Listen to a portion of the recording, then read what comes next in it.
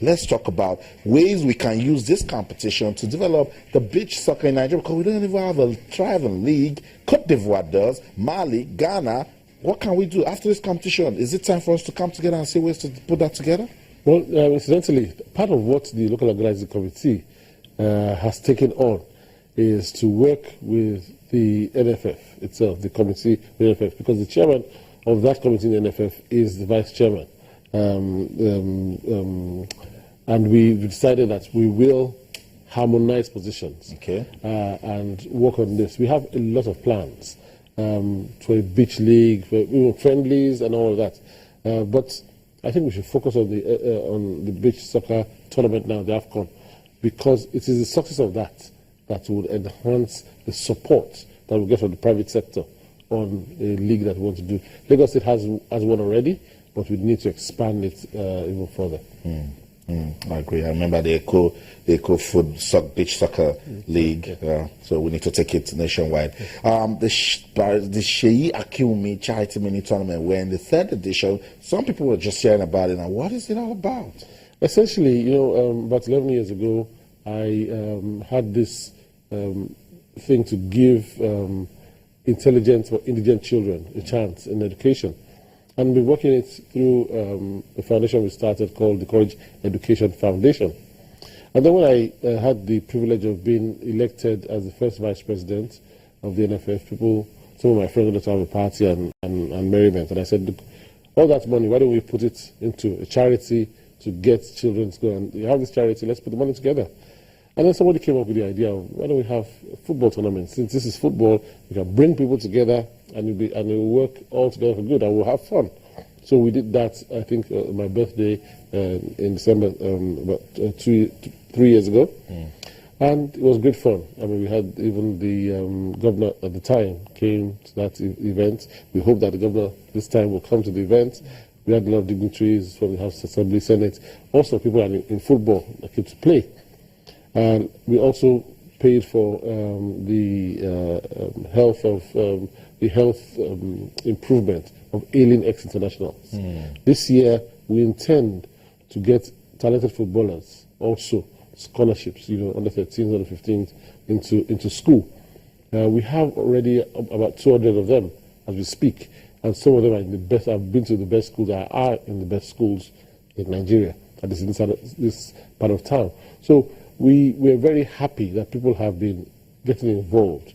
The first thing is that we have people who have teams 40 and over who then register. Channels didn't register. So we'll give them get time to play some football. But it's really fun, and then the money is raised. Okay. So when is this competition? When is this edition? When is it going to hold? Well, the final is going to hold on the 27th of December at the campus stadium. Okay. Yes, but the preliminaries are starting from Sunday. In fact, the opening is on Sunday at the Lincoln Stadium at 2 p.m. Okay, fantastic. Okay, Austin, you want to fire first of all, because I've got a very good question. I think you should do that. Yeah, because obviously you are very passionate about grassroots and football and all that, and developing the game at that very level. And there's this kid, Lateef Omidiji, very talented footballer, playing really well. He just got called up to the USA under 14 team, and it says he's been in touch with the NFF. He really wants to play for Nigeria, but nothing seems to be forthcoming in terms of bringing him, to play for the country. That's not correct. I mean, just yesterday I was in touch with his father. Constant touch with his father. Not just Lateef. He has a sister. Yeah. He has a younger brother. And these kids are immensely talented. When the time is right, sometimes where we as humans are in a rush, I think that everything will work together for good, for them and for Nigeria. But we're on it, and I personally, I'm not the only one, but I personally am in constant contact. Incidentally, his father is supporting this charity we're talking about. Said, look, whatever it is you want. You see, when a child is growing, the important thing is we should learn from what that child says. He wants to play. He's Nigerian. He wants to come and play for Nigeria. It's in the heart. If we all had that kind of passion for Nigeria, Nigeria would be a better place. But the time will come. You see, we don't have as developed a youth system as they have in the States. But because it's there, that doesn't mean you can't play for Nigeria, as we all know.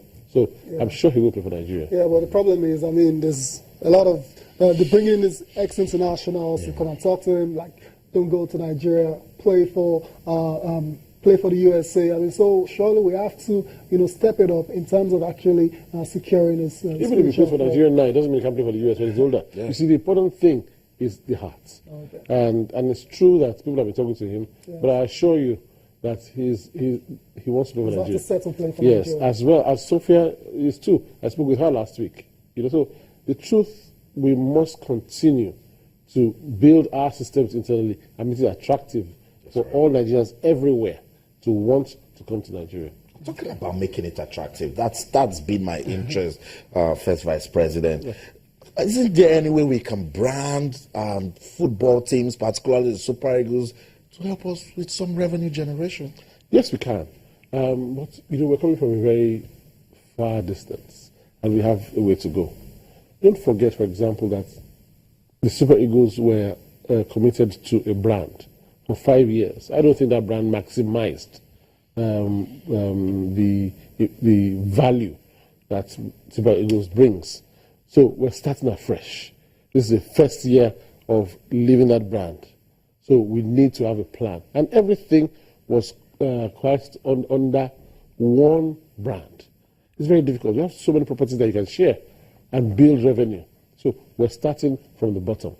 It will take a while, but we'll get there. Okay, hopefully we get there really, really soon. I mean, according to public records, the NFF, they've got about 10 sponsors, partners. I mean, so what's going on there? I mean, what's the situation in those deals? I mean, because it's still the same issues of lack of fund. Now, what would you think? Those deals were made when Naira was 1 to maybe $100, $100 to 1. Now we're talking times 4, and expenses have risen. The quality of what people expect has risen. We cannot meet up unless we expand the revenue base, and that will take time.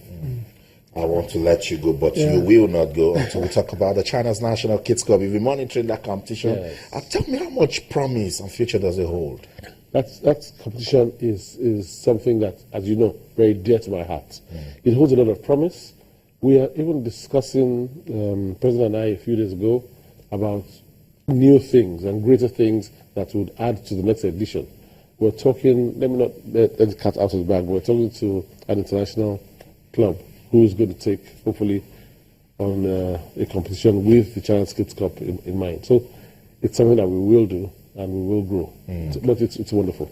Thank you so much, Sheyi Akiwumi, for coming around and keep up all the good work you're doing with football development in Nigeria. That's it. First Vice President of the Nigeria Football Federation, Sheyi Akiwumi, speaking to us.